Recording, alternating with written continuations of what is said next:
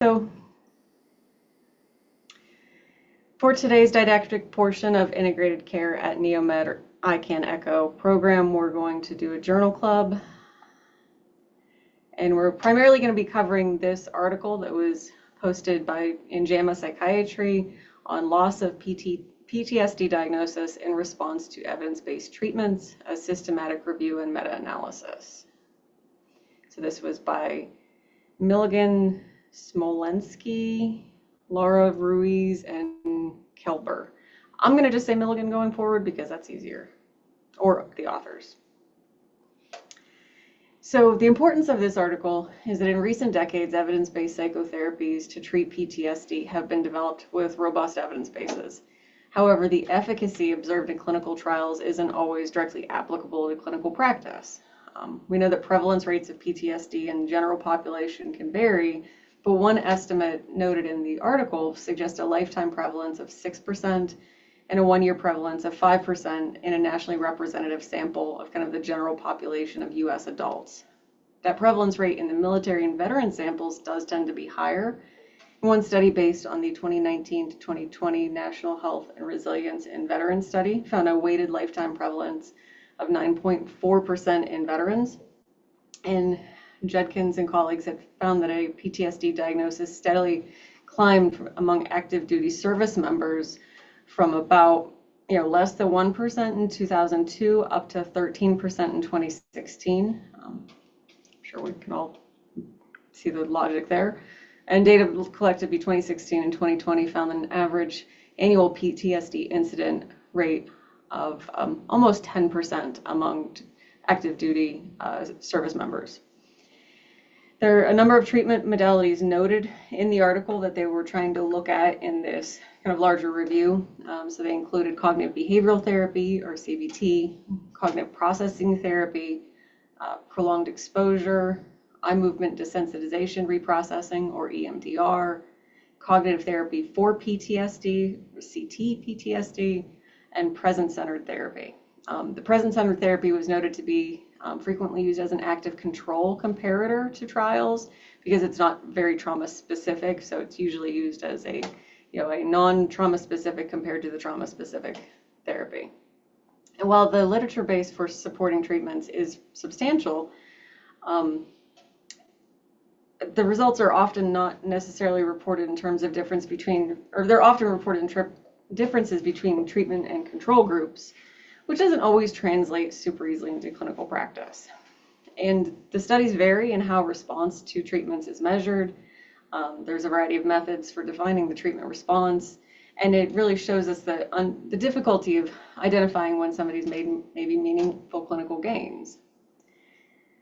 Knowing the evidence base for the treatments associated with the highest proportion of actual diagnosis loss could guide treatment selection and could help to interpret patient progress during treatment.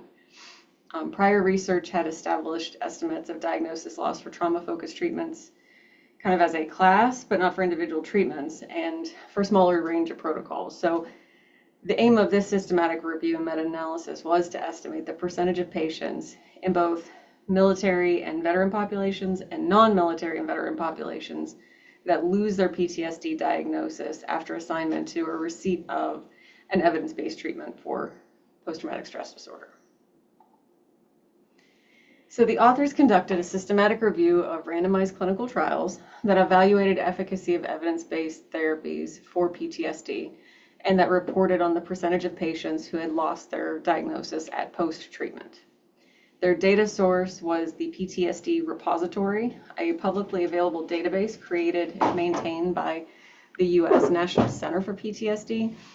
And they note that this repository is continually updated, containing randomized controlled trials of PTSD treatments published starting back in January 1st of 1988. So it's been used in other systematic reviews, so they figured it would be a good data source. For eligibility for this particular study, PTSD had to be the primary treatment target, with the treatment being that psychotherapy modality alone. So they excluded anything that was multiple types of psychotherapy or psychotherapy plus pharmacotherapy. Eligible studies reported the number of participants who no longer met diagnostic criteria after the treatment, and the review was initiated back in October of 2023. And at that point, the repository had contained 496 unique studies. So to identify studies for inclusion in the repository, they searched 8 databases, and then the articles were duly reviewed. So studies were eligible if they were conducted amongst adults diagnosed with PTSD with a validated instrument, any kind of PTSD specific treatment being applied, and any PTSD outcome being reported.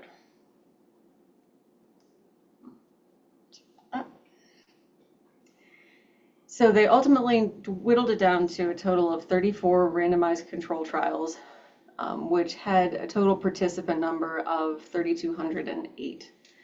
Prolonged exposure and cognitive behavioral therapy were the most frequently reported active therapy protocols, and they were used in 9 trial arms each.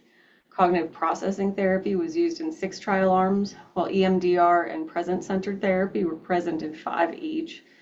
And there were 3 trial arms using cognitive therapy for PTSD, but all 3 of those articles or all 3 of those trials were led by the same investigator.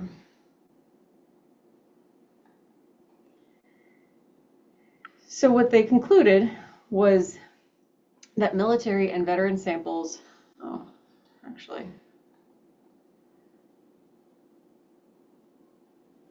like some of my data that I was hoping to look at with this, sorry, my notes got a little bit wonky on me. So those were the most frequently reported types of therapies. And in the point estimates of diagnosis loss amongst the trauma-focused treatments, for non-military, non-veteran samples, there was a 65% to 86% diagnosis loss, with EMDR cognitive therapy for PTSD showing the highest rate of diagnosis loss at 86 and 75% respectively. Amongst the military and veteran samples, those groups showed a lower portion of diagnosis loss, and they were specifically the diagnosis loss in the studies that looked at that for those populations was cognitive processing therapy and prolonged exposure therapy, and those rates ranged from 44 to 50%. Out of all of the studies, present-centered therapy, the non-trauma specific manualized treatment showed the lowest proportion of diagnosis loss. And EMDR was identified as having the highest portion of diagnosis loss, about 86%, but the author's analysis showed that some evidence that this was kind of a different group of studies. While it did appear to be superior to other treatment arms, none of the studies that were included in this had actually been conducted in the US, and none of the studies actually were on military or veteran-focused populations. So, limitations to this study. Ultimately, it has limited clinical applicability. Because none of the studies allowed for combined types of therapy or pharmacotherapy in addition to the psychotherapy, that really is limiting, our applicability to patients that we actually see. A lot of patients that come in for PTSD might also have some pharmacotherapy needs. They also excluded studies that would have included common populations that we see, so people with elevated suicidality and people with comorbid substance use disorder or substance use treatment, substance use concerns. The studies all focus largely on individual interventions versus group applicability of interventions, which obviously if we can use groups for some folks, that could be helpful. I mean, not for all individuals and not all groups, but and the data sets were largely, they were solely focused on diagnosis loss, we might not lose a diagnosis entirely, but we might make a lot of clinical progress. So, it really, it does limit how well we could potentially use this as being useful in our day-to-day practice. Really what surprised me is the studies about the EMDR, because none of the studies were conducted in military veteran populations.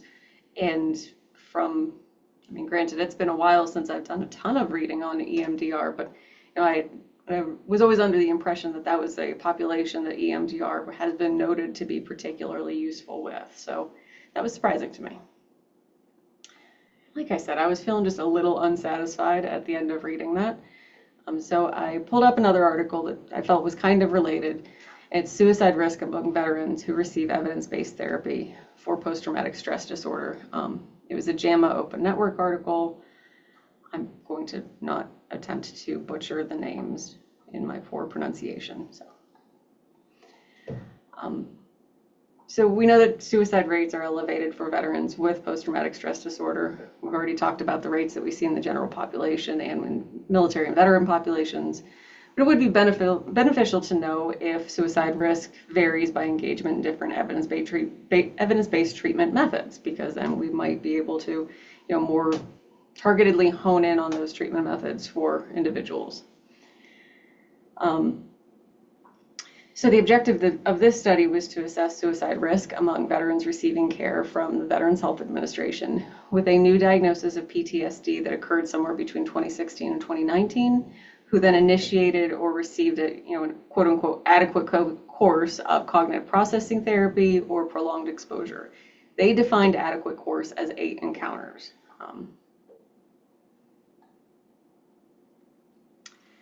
So this was a population-based sample of 847,000 plus US veterans.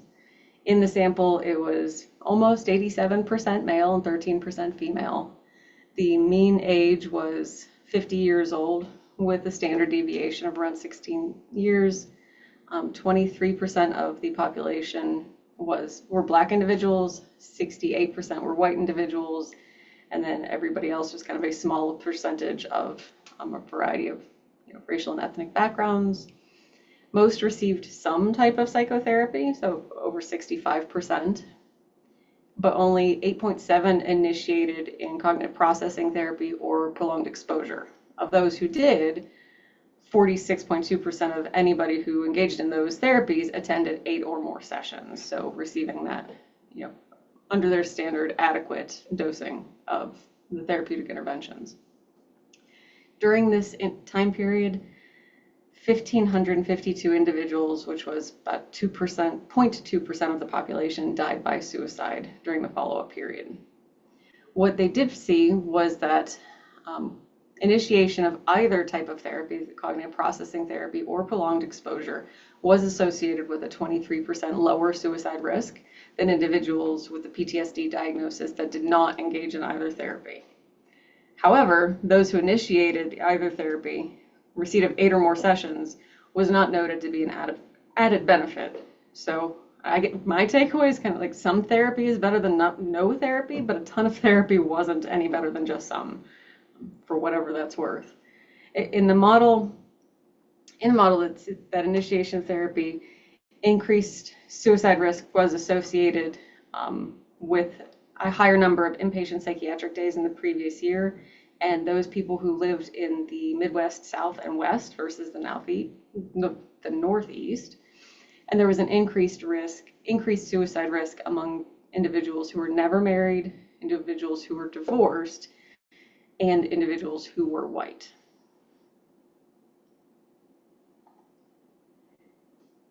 So I'm curious, do these articles at all resonate with your work? Do they feel applicable? And with any journal club, things that we should be thinking about are, would the results change your practice or referrals at all? So I'd love to hear folks' thoughts. And just links to the citations and links to the articles.